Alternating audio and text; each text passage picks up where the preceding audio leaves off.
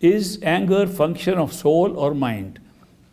As often when we are angry, we can't think. Similarly, we can't think when we love. No, there's a big difference between the two. Anger is a function of the mind, and love is a function of the soul. There's a big difference in the two.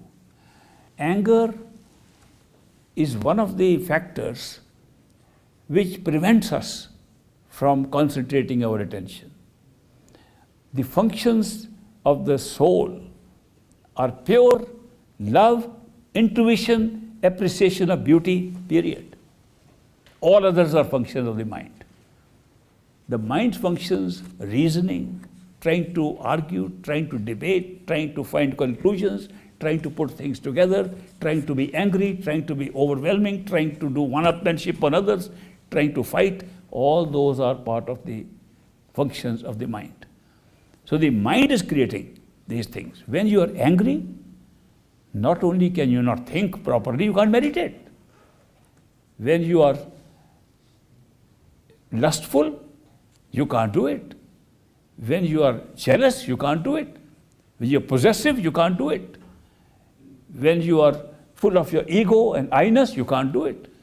All these things are functions of the mind, and they prevent you from good meditation, they prevent you from becoming calm.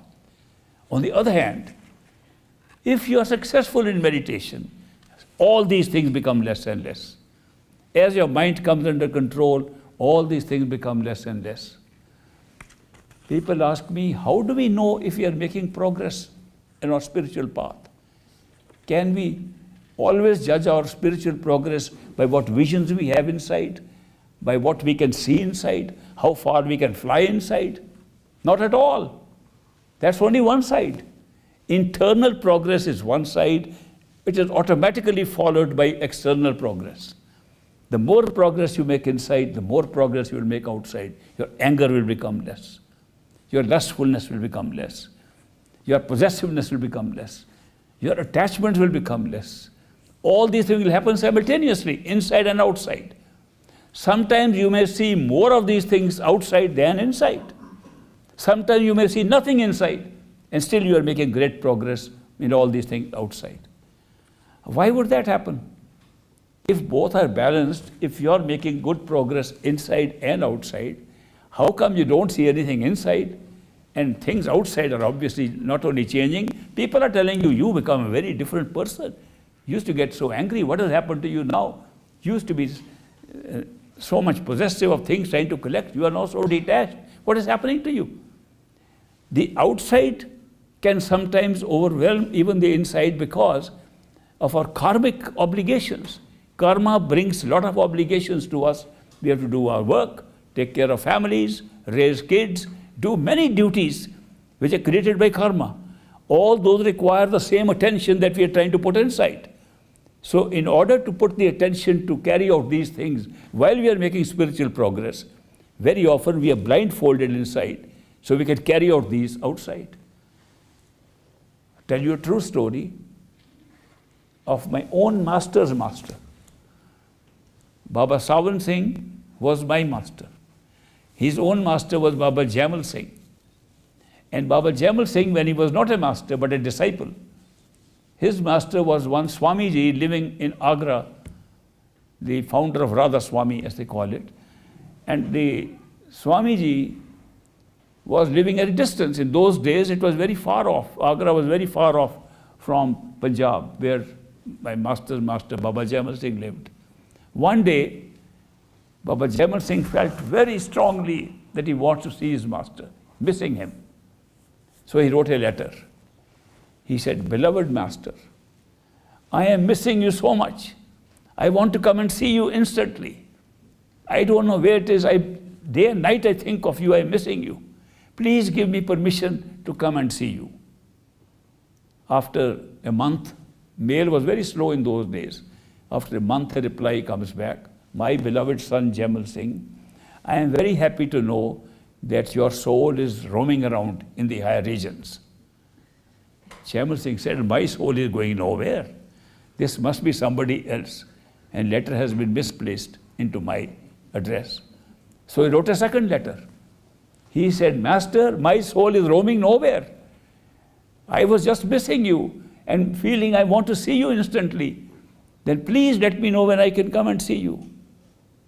Another letter comes after a month.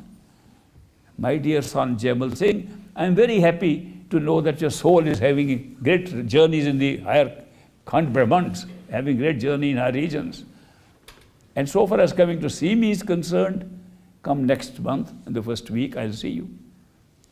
Armed with these two letters, he goes to see his master. And he places them there in Agra. He says, Master, you wrote these two letters to me about my soul roaming higher. My soul goes nowhere. I have never had any inner experience at all. It must be for somebody else. And Swamiji laughed and he said, let us go inside and meditate for a little while. So there were 10 or 15 people sitting outside. And Swamiji and Baba Jaimal Singh went inside and had about half an hour of meditation. Then they both came out. And then Jaimal Singh in the presence, then Swamiji in the presence of others said, Jaimal Singh, now tell me, was your soul roaming around in the Khand Brahman in the higher regions when I wrote those letters? He said, yes, Master, it was. Then Swamiji said, I am not saying whether your soul was higher up in the region, the half an hour meditation we did.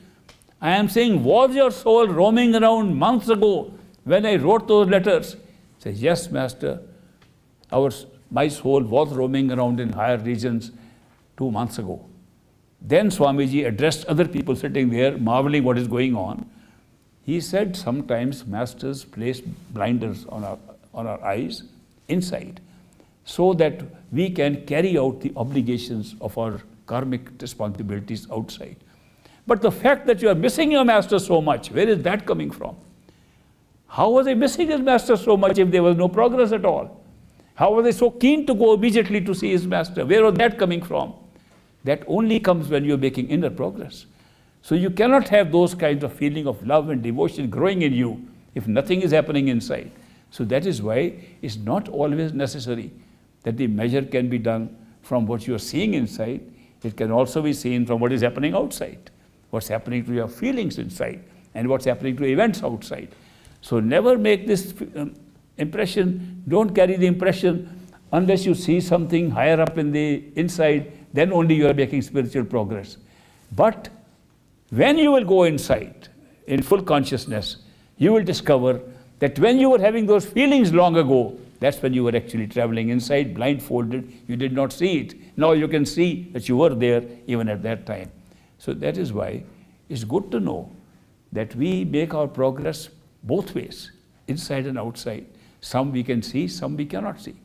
Also, some can skip certain experiences, not because they don't exist, but you speed up. It is not necessary for people to go through every experience. You can skip blindfolded over 3 stages and go to the top. There have been people who have suddenly realized their own true identity, their true spiritual identity of being total without having to go through any experiences. A lot of work has been done by us in past lives. And here we don't know how much we have done because we don't remember past lives. And that is why the experiences vary from each one of us. And some make bigger movement, some make less movement. But generally, there are many common features in these experiences, but not all of us experience it.